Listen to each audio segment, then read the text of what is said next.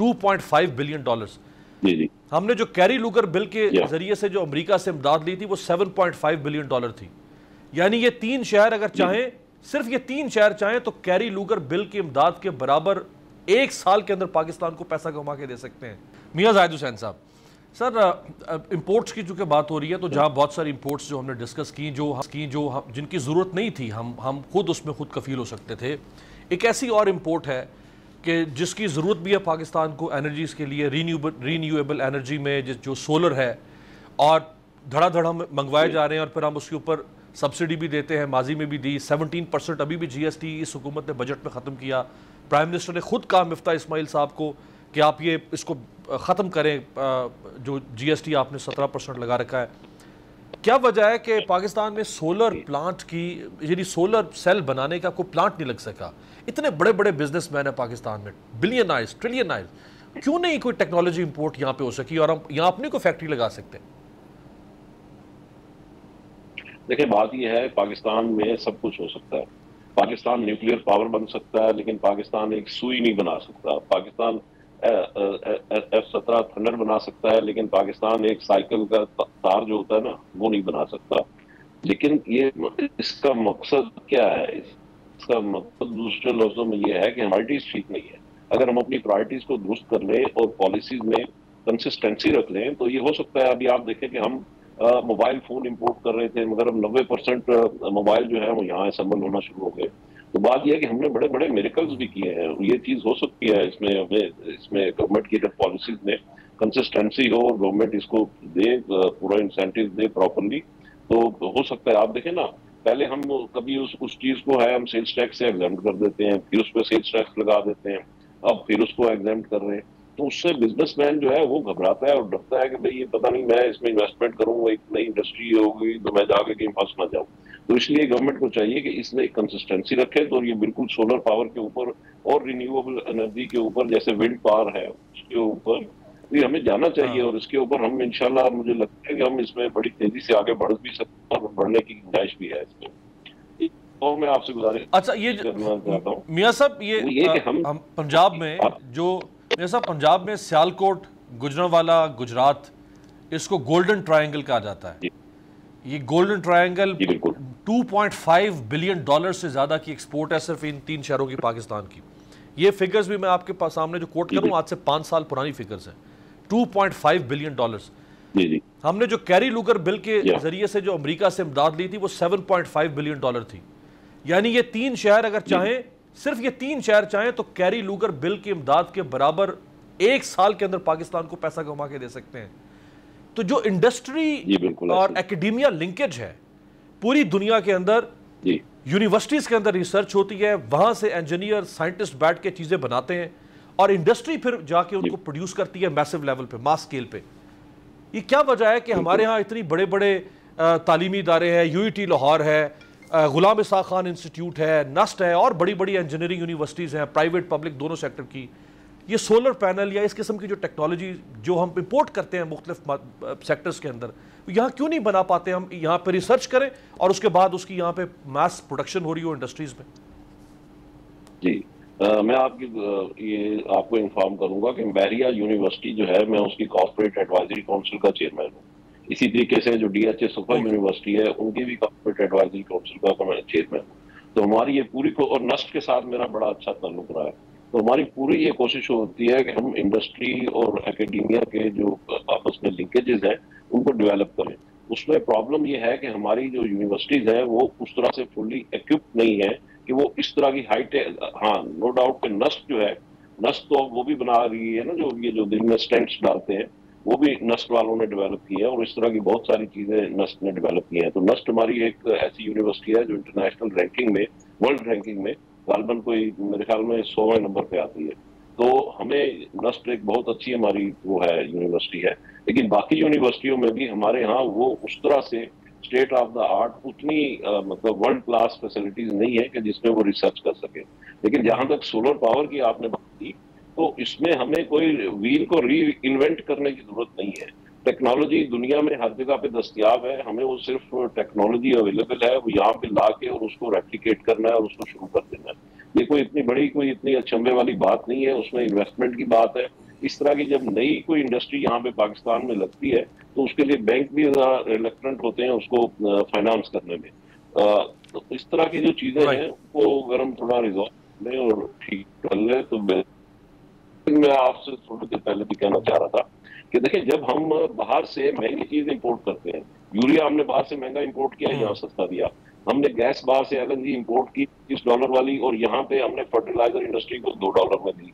तो मेरा कहने का मकसद यह है कि हमारे यहाँ जितनी भी चीजें हमने बनानी है, अगर वीट भी उगानी है बाहर से महंगी मंगा लेंगे, पाकिस्तान के किसान को ज्यादा पैसे नहीं देंगे। यहाँ पे जो नुकसान हो सकता है। बहुत बहुत शुक्रिया मियां साहब, बहुत बहुत हुसैन साहब, chairman national business group Pakistan हमारे साथ थे। यही सवाल मैं लेकर अपने अगले मोतबर मेहमान आरिफ हबीब साहब हमारे साथ हैं, चेयरमैन आरिफ हबीब ग्रुप, बहुत जानी पहचानी पाकिस्तान की कारोबारी शख्सियत। आरिफ हबीब साहब, आपका बहुत शुक्रिया। मैं पहले हिस्से में सवाल ये उठा रहा था कि पूरी दुनिया में जो इंडस्ट्री है उसका लिंकेज होता है एकेडमिया के साथ। एकेडमिया रिसर्च करती है और वो आइडियाज़ फिर जाके इंडस्ट्री के अंदर मास स्केल पर प्रोड्यूस होते हैं और कौमें फ़ायदा हासिल करती हैं।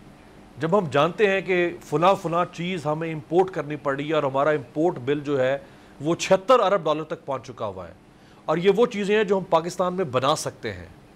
दुनिया अब उनसे भी बहुत आगे एडवांस लेवल पर जा चुकी है। सो हम क्यों नहीं वो चीज़ें पाकिस्तान में उनके ऊपर रिसर्च करके और हम उनको यहीं पे प्रोड्यूस करें ताकि हमारा इंपोर्ट बिल जो है वो कम से कम हो सके। देखिए, एकेडमिया तो बहुत सही आपने कहा कि उनकी हेल्प और उनकी रिसर्च को बेस बना के जो है वो फैसले जो है वो करना सीखना चाहिए हमें।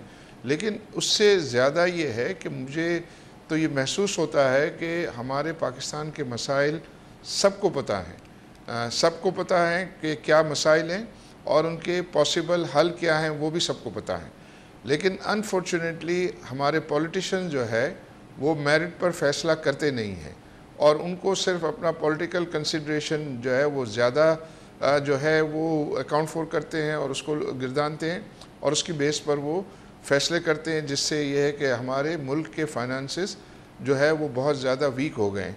देखिए, इस वक्त सब बात करते हैं कि जो है वो हमारी आवाम के लिए जो है वो मुश्किलात हैं, आवाम के लिए बेशक बहुत मुश्किलात हैं, लेकिन उससे ज़्यादा मुझे तो ये नज़र आता है कि हमारे जो गवर्नमेंट के फाइनेंसेस हैं उनको उनसे भी ज़्यादा मुश्किलात हैं।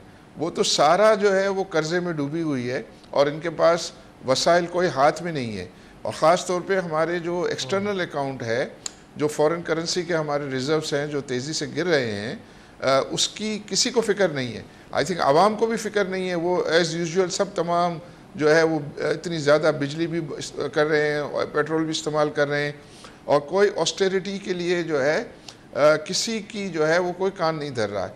तो मुझे तो ज़रूरत इस बात की है कि हम पहले तो सब जो है वो हम आपस में ये पोलराइजेशन को ख़त्म करें, डीप डिवाइड को ख़त्म करें और हमारा इत्तेहाद करें और ये मुश्किल हालात को जो फेस करने के लिए जो इक़दामात हैं उसमें एक दूसरे को हम सपोर्ट करें ताकि जो भी डिसीजन मेकर हैं वो ये मुश्किल फ़ैसले जो की ज़रूरत है वो ये ले सकें। वरना मुझे लगता है कि ये जो है पॉलिटिकल पार्टीज़ तमाम फिर रिग्रेट करेंगी कि हमने वक्त पर जो है वो जो ज़रूरत थी उसमें हमने शो नहीं की, यूनिटी शो नहीं की और उस पर जो है वो हमने सही फ़ैसले नहीं किए और जब पानी सर से गुज़र चुका होगा। तो अभी मैं समझता हूँ कि वक्त है और जल्दी से हमें जो है वो इस बात पर आ जाना चाहिए कि इसके लिए जो भी शॉर्ट टर्म इक़दामात हैं वो जल्दी करके, मेरा मतलब ये है कि ये IMF के साथ मामलात को जल्दी से तय करें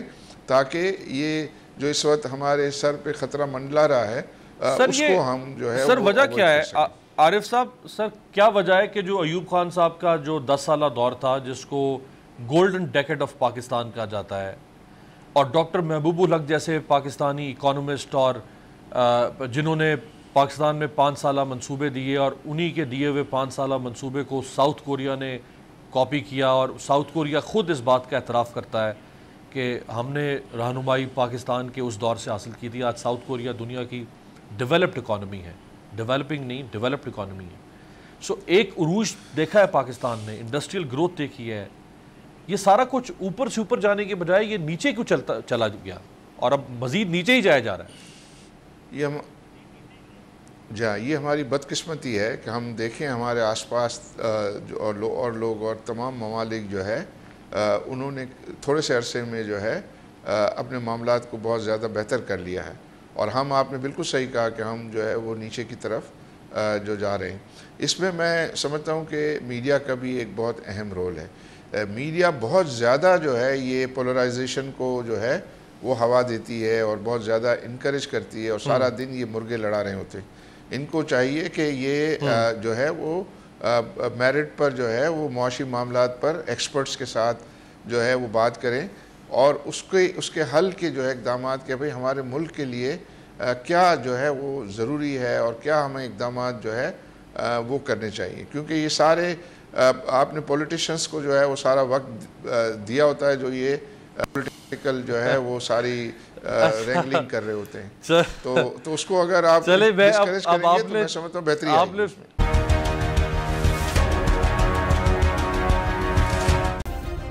सब्सक्राइब करें और बेल दबाएं ताकि कोई खबर रह न जाए।